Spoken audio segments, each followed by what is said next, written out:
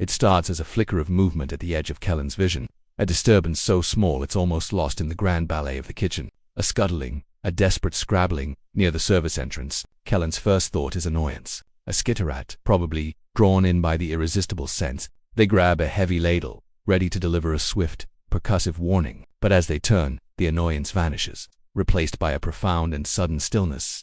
It's not a pest.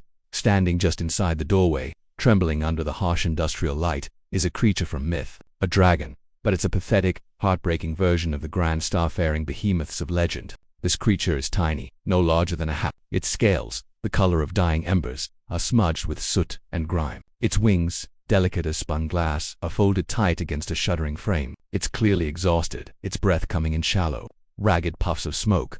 But it's what the dragon is carrying that grabs Kellen's full attention. Clutched in its claws, dragged with an effort that seems to tear at its very being, is a small basket woven from some kind of metallic vine. Inside are vegetables unlike anything Kellen has ever seen. One is a root that pulses with a soft, internal, golden light, like a captured sun. Another is a cluster of fungi that shimmer with the deep, cool blue of a nebula. A third is just a simple, dark green vine, looking plain next to its radiant companions. The tiny dragon takes one more agonizing step and then its strength gives out completely. It collapses onto the cold, metal floor, its basket tipping over. The glowing vegetables roll a short distance, their magical light seeming alien and out of place against the sterile chrome. The dragon lets out a small, choked sound, a whimper of pure despair. With the last of its energy, it pushes the sun-like root forward with its snout. A desperate offering, Kellen stands frozen, the heavy ladle forgotten. The chaos of the kitchen fades to a dull roar. The holographic orders blink, ignored. All that exists is this small, broken creature and its silent, desperate plea. The dragon lifts its head, and its eyes meet Kellen's. They are ancient eyes, golden and vast, and in their depths Kellen sees a universe of pain. The dragon doesn't speak, but its gaze screams its message across the gulf between species. It gestures with a weak claw towards the kitchen's main viewport, a vast window looking out onto the blackness of space, dotted with the cold, distant glitter of stars. And then, a single, perfect tear, crystalline and shimmering, wells in the corner of its eye and traces a path through the soot on its scaled cheek. In that moment, Kellen makes a choice. The hardened frontier chef, the pragmatist who has seen the cold equations of survival play out 1,000 times, is moved by something more fundamental than logic, empathy, a connection forged in a shared glance of desperation and hope. The Gehenilak merchant and the Vexian diplomat will just have to wait. Kellen sets the ladle down with a soft click and moves slowly, deliberately, so as not to startle the creature. They crouch down, bringing themselves to its level. The little dragon flinches but doesn't flee. It watches Kellen's every move, its body coiled like a spring of pure anxiety. "Hey there, little one," Kellen says, their voice softer than they've used in years. They reach out, not to touch the dragon, but to gently touch the glowing root it had offered. The sunroot, as the old prospectors called it. Legendaries, said to grow only in the heart of a forming star. And the glimmer, rumored to fruit only on asteroids that have passed through a temporal rift. These weren't ingredients. They were treasures, worth more than Kellen's entire restaurant. For a child this small to have them, and to offer them so freely. The reason had to be life or death. The little dragon seems to understand the shift in Kellen's demeanor. The rigid terror in its posture softens just a fraction. It lets out a small, crackling whisper, a voice like stones grinding together. "Ember," it says. "Ember," Kellen repeats, a gentle smile touching their lips. "I'm Kellen." Kellen looks from the priceless vegetables to the desperate child. The story is right there, unspoken but crystal clear. This isn't payment, it's a prayer. Kellen gives a single, decisive nod. It's a simple gesture, but it carries the weight of a solemn oath. "I will help you."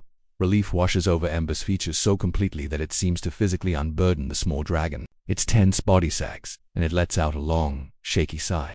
A puff of smoke laced with a faint scent of ozone and sorrow. Cele and gently scoops the glowing vegetables back into the basket. "All right, Ember," they say, their voice now full of a quiet purpose that cuts through the kitchen's din. "Let's see what we're dealing with."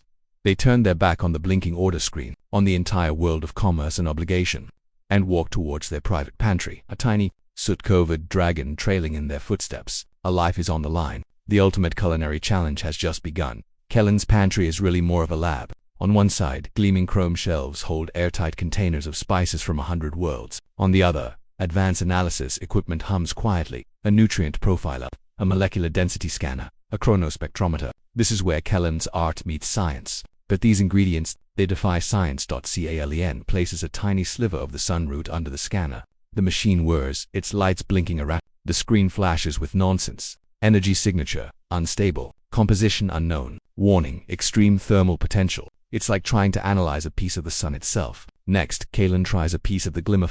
The results are even more alarming. Bioacid levels critical. Toxin class warning. Direct consumption will result in catastrophic cellular decay. Raw. These ingredients weren't medicine. They were concentrated. Exotic poisons. Ember watches from the doorway, a silent, worried spectator. It sees the confusion, the frustration on Kellen's face. The hope that had just been kindled begins to flicker. Kellen, ever the pragmatist, decides to try a more direct method. Experimentation. They place a small piece of the sun root into a beaker of purified water and apply gentle heat. The moment the water simmers, the root undergoes a terrifying transformation. It doesn't soften, it hardens, instantly becoming a dense, stone-like pebble. The energy within it has turned inward, becoming useless. A failure. Undeterred, Kalen tries a different approach with the glimmer. Maybe searing it would neutralize the acid. They heat a small pan until it glows, but as they drop a piece of the fungus onto the hot surface, it doesn't sizzle. It bursts, releasing a small cloud of acrid, blue-green gas. Kalen coughs, eyes watering, as the choking stench fills the air. From the doorway, Ember lets out a series of hacking, painful coughs, stumbling back from the fumes. This is the low point. Kalen quickly hits the ventilation system, clearing the toxic air, but the feeling of failure hangs heavy. 2 attempts, 2 disasters. The chef looks at the remaining, precious ingredients, then at the small dragon, now huddled in the corner, its tiny body trembling not from exhaustion, but from despair. Its hope is dying. Kalen feels the weight of that trust, the crushing burden of a child's faith. And for the first time in a long time, they feel completely lost. Their technology is useless. Their techniques are worse than useless, they're dangerous. Kalen slumps against the counter, running a hand through their hair. It's impossible. They're a chef, not a miracle worker. They look at Ember, curled into a miserable ball of scales and sorrow, and a wave of anger washes over them. Anger at the universe, at the cruel sickness, at their own inadequacy. And then, they just stop. They close their eyes, shutting out the sterile lab, the blinking lights, the silent judgment of the tiny dragon. They force their mind away from molecular astronomy and xenobiological theory, and instead, they think of Earth. They think of their grandmother's kitchen, a place of wood and iron and fire. A place with no scanners or spectrometers, where the only tool was intuition, passed down through generations. A memory surfaces, their grandmother, making a simple chicken soup for a childhood cold. She would talk to the ingredients. Kalen had always thought. You have to listen to what the food wants to be, she would say. She spoke of balance, not of chemical equations, but of flavors, of energies. How the bitterness of an herb could coax out the sweetness of a root. How a simple broth could be a messenger, carrying the essence of many ingredients into one harmonious whole. How some things needed a gentle, slow persuasion, while others required a quick, fiery argument. Aliens, with their vast intellects, approached food like a math problem, always seeking a single, perfect formula.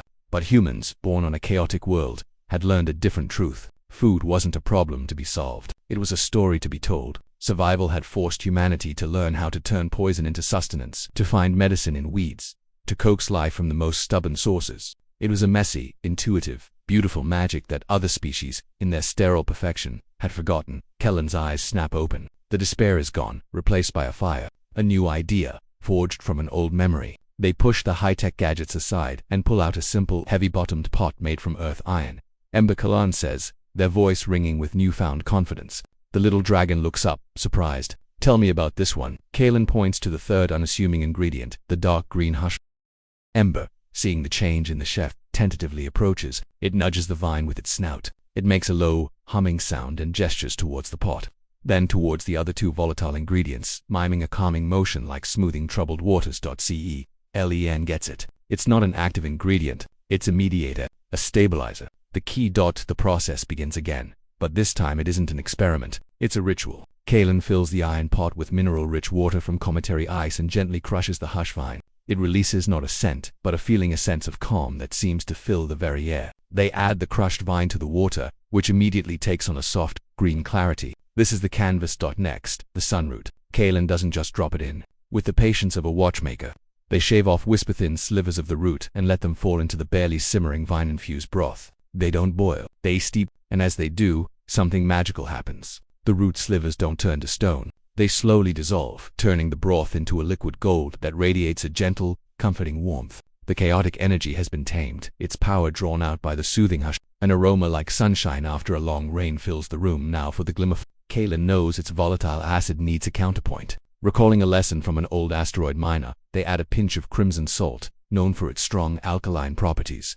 Then, carefully, they introduce a small piece of the fungus. There's no violent burst of gas. Instead, the fungus slowly unfurls its nebulous blue essence, bleeding into the golden liquid. The two colors swirl and dance, blue and gold, acid and base, fire and water, finally settling into a harmonious shimmering liquid that glows with a soft ethereal light.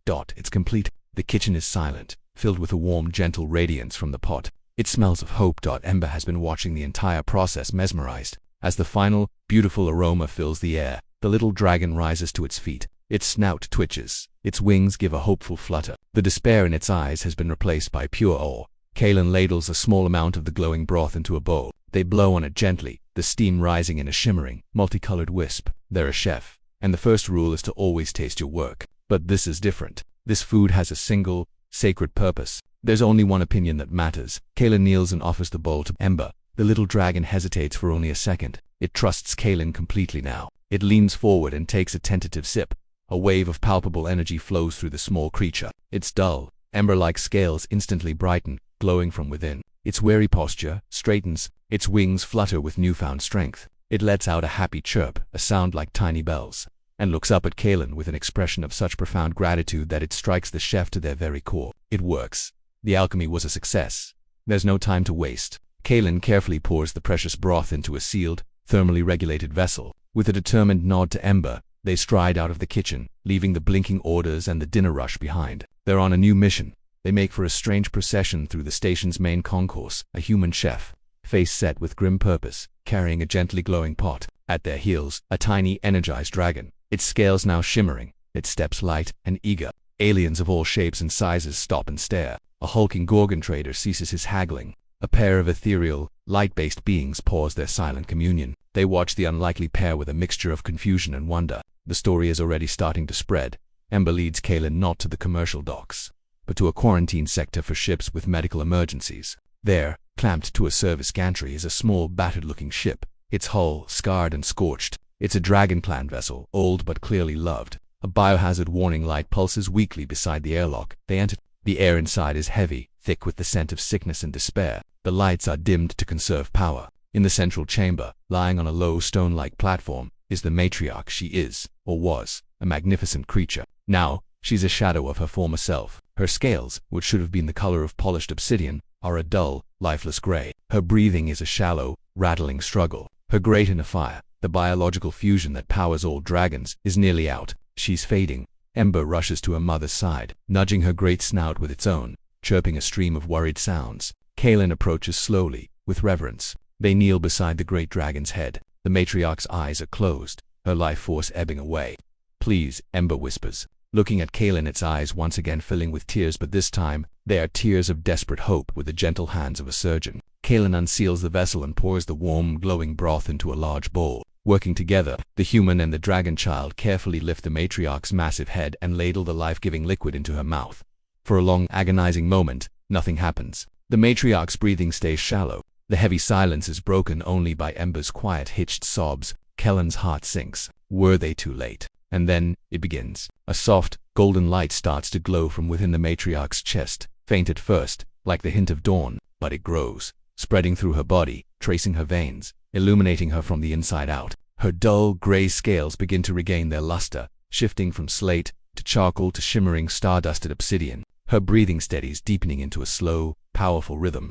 The rattling in her chest is gone. With a deep, resonant hum, the matriarch's inner fire reignites. She opens her eyes. They are twin pools of molten gold, ancient and wise. They focus first on her child, a look of profound love and relief. Then, her gaze shifts, falling upon the human kneeling beside her. The matriarch doesn't speak in words Kalen can understand. Instead, she lets out a low, deep rumble that vibrates through the very deck plates of the ship. It's not a roar of aggression or power, but a sound of pure gratitude that Kalen feels in their very soul. Ember, overwhelmed with joy, nuzzles its head against Kalen's leg, its small body purring like a tiny, crackling campfire. The bond is sealed. The news of the matriarch's miraculous recovery spreads through the station like wildfire. The story of the human chef who used primitive techniques of heat, water, and balance, not advanced medicine, to cure an incurable dragon illness becomes a legend. It's a story of how a species known for its stubbornness possessed a secret strength, a deep, intuitive understanding of life itself. The perception of humanity in this corner of the galaxy shifts. They aren't just clever survivors. They are artists of life, alchemists of compassion. Kalen doesn't stay for the applause. Slipping away quietly to leave the family to their reunion, they return to their kitchen, to the familiar clang of pots and the hiss of the grill. The holographic order screen is flashing with a backlog of impatient customers. Kalen takes a deep breath, picks up their knife, and gets back to work. They seek no reward. The look in Ember's eyes. The deep rumble of the matriarch's thanks that is payment enough. Later that night, long after the last customer has gone, Kalen stands alone in their silent kitchen that look out the large viewport at the endless sea of stars. The universe suddenly seems a little less cold, a little less empty. On a spice shelf, next to a jar of Martian salt and a tin of Venusian pepper, sits a new addition, a small, exquisitely carved wooden dragon, a gift left discreetly by the airlock, a symbol of a promise kept, and a bridge built between two vastly different worlds, all because a tiny dragon brought a human chef some vegetables and simply said, "Please." Stories like this are a reminder that sometimes the most powerful force in the universe isn't a starship or a laser, but a simple act of kindness. Compassion can be a kind of magic all on its own. If you believe in the power of a helping hand, no matter the species, subscribe for more tales from across the galaxy, and let us know in the comments, what do you think true strength really is? Until next time, keep your heart open and your pantry stocked. You never know who might come knocking.